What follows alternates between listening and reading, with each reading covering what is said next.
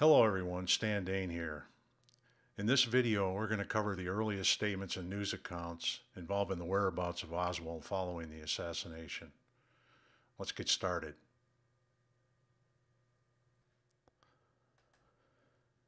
Our first item of early evidence is Police Officer Marion Baker's first affidavit on the evening of the assassination.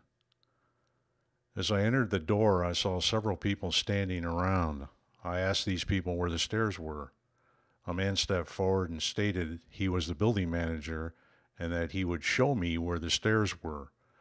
I followed the man to the rear of the building and he said, "Let's take the elevator." The elevator was hung several floors up, so we used the stairs instead. As we reached the third or fourth floor, I saw a man walking away from the stairway.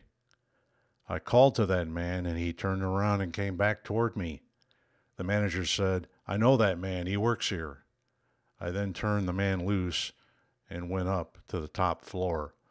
The man I saw was a white man, approximately 30 years old, 5'9" 165 pounds, dark hair, and wearing a light brown jacket.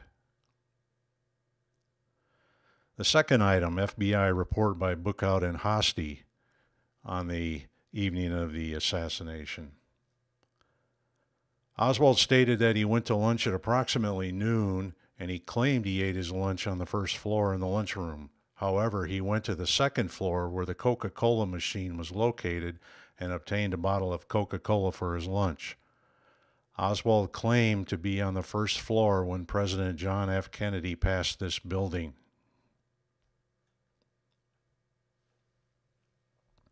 The third item from the London Free Press, 11/22/1963. As the presidential limousine sped to the hospital, the police dragnet went into action. Hicks said just about that time, Oswald apparently came out of the front door of the red bricked warehouse. A policeman asked him where he was going. He said he wanted to see what the excitement was all about. The fourth item from the Washington Post, November 23rd. He apparently got out of the building during the time we were surrounding it, Curry said. As an officer rushed into the building, Oswald rushed out. The policeman permitted him to pass after the building manager told the policeman that Oswald was an employee. He apparently lost himself in the crowd then, Curry added. The fifth item from the Dallas Morning News, November 23rd. He said Truly and an officer ran into the building. In a storage room on the first floor, the officer, gun drawn, spotted Oswald. "Does this man work here?" the officer reportedly asked Truly. The sixth item from the New York Herald Tribune, November 23rd. Mr. Campbell said, "Shortly after the shooting, we raced back into the building. We had been outside watching the parade. We saw him, Oswald, in a small storage room on the ground floor. Then we noticed he was gone." The seventh item. This is a report on officers' duties by Marvin Johnson. The date is unknown, but by the context, it was around the 23rd. It was the assassination weekend. Officer Baker and the building manager then went to a stairway and started up the stairs to search the building. On about the fourth floor, Officer Baker apprehended a man that was walking away from the stairway on that floor. Officer Baker started to search the man, but the building manager stated that the man was an employee of the company and was known to him. Officer Baker released the man and continued his search of the building. Officer Baker later identified Lee Harvey Oswald as the man seen on the fourth floor of the Texas School Book Depository. The eighth item. This is a Warren Commission testimony of Harry D. Holmes, and this was on April 2nd, 1964, but is referring to the interrogation, one of the last interrogations of Lee Oswald before he was killed, that Mr. Holmes sat in on.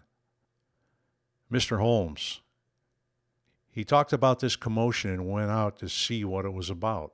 Mr. Bellin, by the way, where did this policeman stop him when he was coming down the stairs at the book depository on the day of the shooting?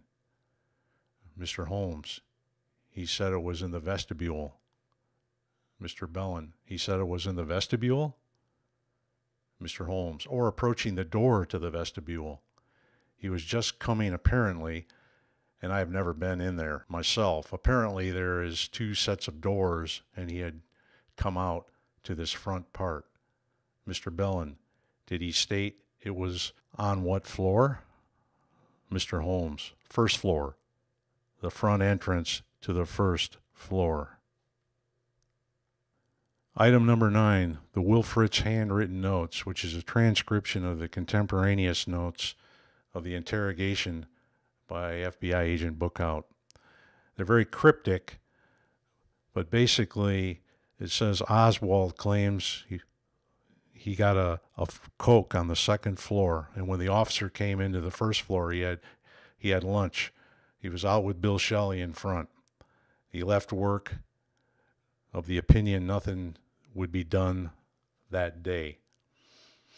The point I want to focus here is out with Bill Shelley in front. This is what Oswald claimed. A little different than the Warren Commission story, isn't it? Makes you wonder, with so many sightings of Oswald near the entrance, how they ended up with Oswald on the 2nd floor in the lunchroom and why. We'll start talking about the process of how that happened in the next video. Until then, keep rocking.